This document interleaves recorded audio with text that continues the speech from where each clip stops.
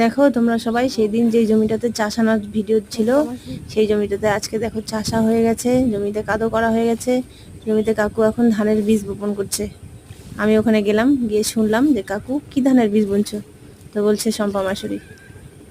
তো দেখলাম এইভাবেই বীজ বোনে আমাদের এদিকে, এইভাবেই জমিতে আগে কাদো করে, তারপরে ধানের বীজটা দুদিন আগে ভিজাতে দেয়, ভিজায় যখন ধানটা গাছ হয়ে যায় একটু একটু হালকা, তখন সেই ধানটা জমিতে হচ্ছে ছিটিয়ে দেয়।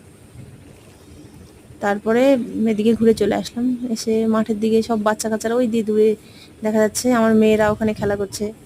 আমি ছাগল নিয়ে বসেছিলাম, তো বসে থাকতে থাকতে ভিডিও করা। ওখানে আরও বৌদি আছে, আরও সব মেয়েরা কেউ কেউ ভিডিও করছে। এই যে বাড়ির কাছে ডিএড কলেজটা আছে, তার পাশেই আমরা মাঠ, এখানেই আমরা বসে থাকলাম।